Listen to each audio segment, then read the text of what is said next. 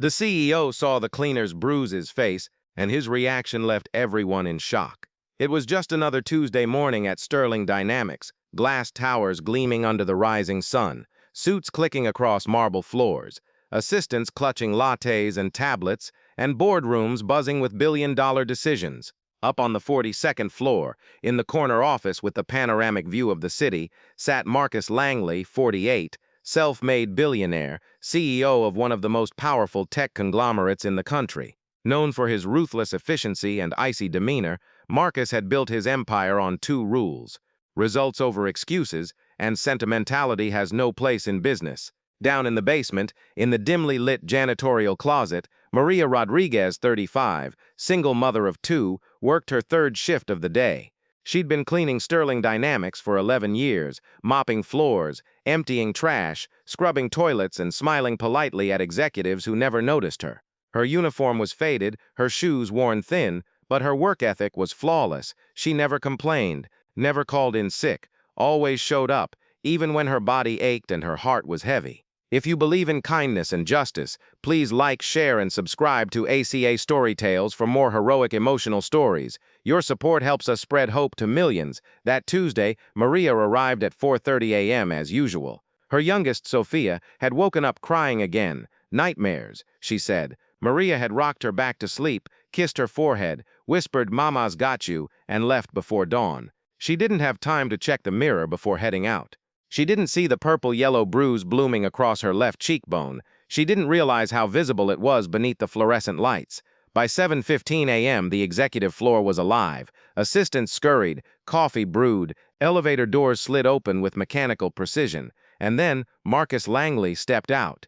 He was heading to an 8 a.m. investor call. Global markets were jittery, and his calm, commanding presence was needed. He strode down the hallway, eyes fixed on his tablet, barking orders into his Bluetooth headset. "No, Jenkins, I don't care what the analysts say. We pivot now or we bleed out. Get me the numbers by 9. He turned the corner toward the conference room and nearly collided with Maria, who was wiping down the glass partition near the reception desk. "Watch it," he snapped without looking up. Maria flinched, not from his tone, but from the sudden movement. She stepped back quickly, head bowed. "Sorry, sir, I'll move." Something made Marcus pause. Maybe it was the tremor in her voice. Maybe it was the way she clutched the cleaning rag like a shield. Or maybe, just maybe, it was the bruise. He looked up, and he saw her, really saw her, not as background noise, not as part of the building's infrastructure, but as a human being with tired eyes, chapped lips, and a bruise that curled from her cheekbone down to her jawline like a storm cloud. Marcus froze. His headset slipped from his ear. "Sir?" Maria whispered, confused, shrinking under his gaze. The hallway went quiet. Assistants stopped typing. Security paused mid-stride. Even the coffee machine seemed to hold its breath. Marcus didn't speak. He just stared, not with anger, not with judgment, but with something deeper, something raw. "Who did that to you?" he asked, voice low, almost gentle. Maria's eyes widened. She glanced around, panicked. "It's nothing, sir. I bumped into the cabinet. Clumsy me." Marcus didn't blink. "Maria, right?" She nodded, stunned he knew her name. "I've seen you here for years," he said. "You're never late, you never miss a day, and you don't bump into cabinets hard enough to leave bruises like that." Maria's lip trembled. She looked down, blinking fast. "Please, sir, I don't want trouble." Marcus took a step closer, not threatening, but protective.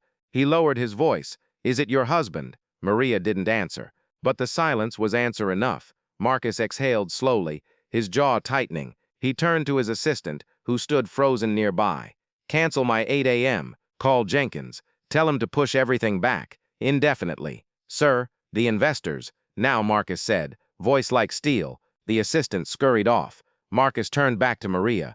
"Come with me." She hesitated. "Sir, I have to finish the East Wing." "You're done for the day," he said. "Paid full shift, plus overtime." Maria's eyes filled with tears. "But why?" Marcus's voice cracked, just slightly. "Because no one who works for me should be afraid to go home." He led her, not to his office, but to the executive lounge. He closed the door, poured her water, pulled out a chair. "Sit," he said. She did. And then, for the first time in decades, Marcus Langley, the man who fired VPs for missing quarterly targets, sat across from a janitor and listened.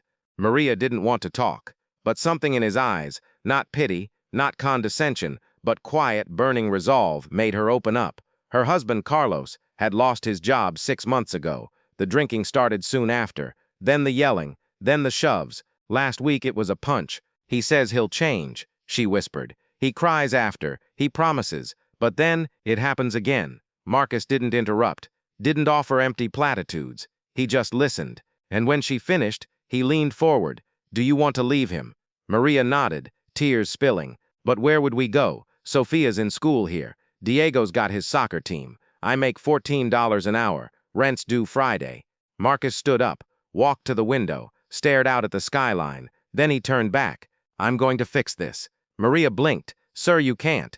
I can, he said firmly, and I will. He picked up his phone, dialed security. Send 2 guards to Maria's apartment, now. Tell them to wait outside. No engagement unless there's violence. Understood? He hung up. Then he called legal. I need a full relocation package, drawn up. Housing, schooling, job placement. For Maria Rodriguez and her 2 children. Top priority. I want it ready in 2 hours. He turned back to Maria. You're not going back to that apartment. Not tonight. Not ever, if you don't want to.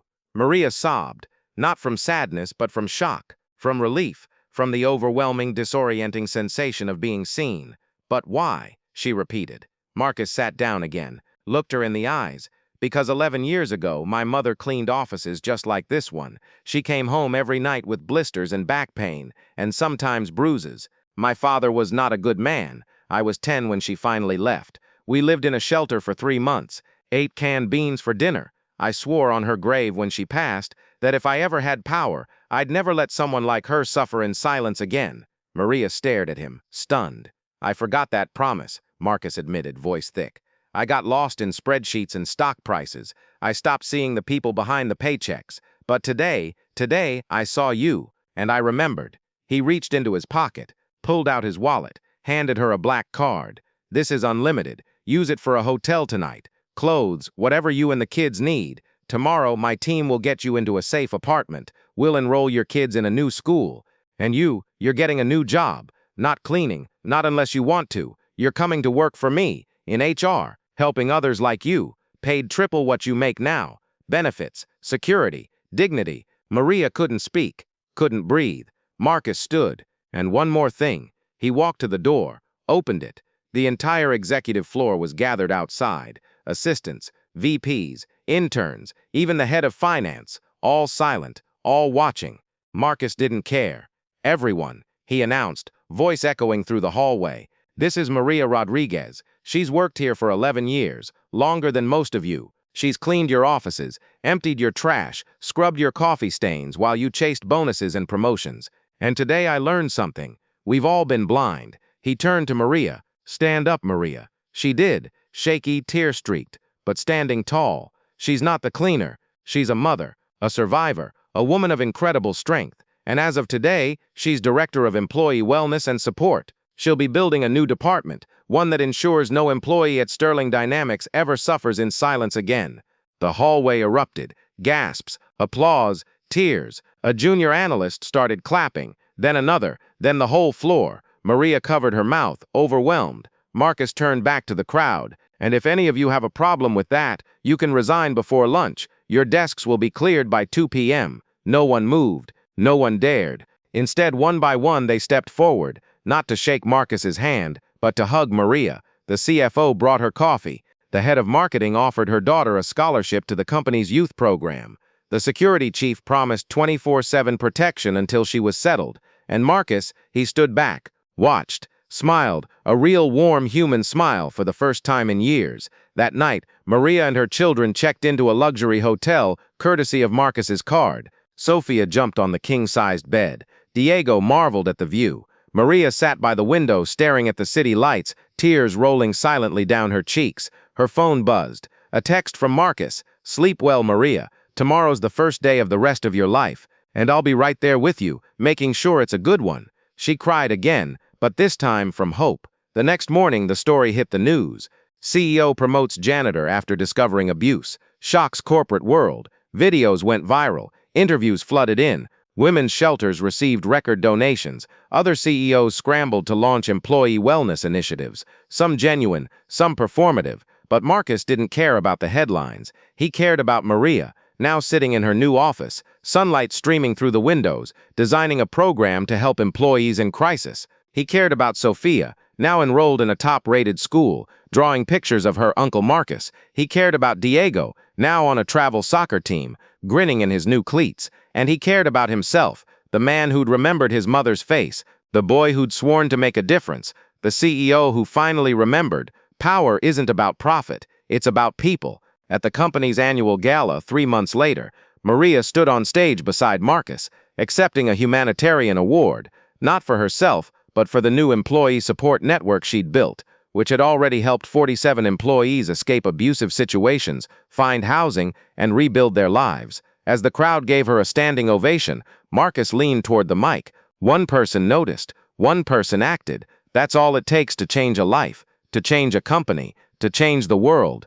Maria looked at him, her boss, her protector, her friend, and smiled through tears. And sometimes, she added softly, it takes a bruise to remind us we're all human. The room fell silent, then erupted again, louder this time, because sometimes the most powerful moments aren't in boardrooms. They're in quiet hallways, where a CEO sees a bruise and chooses to see the person beneath it, and changes everything. If you were moved by Maria's story, please like, share, and subscribe. You never know whose life you might change, just by noticing and caring.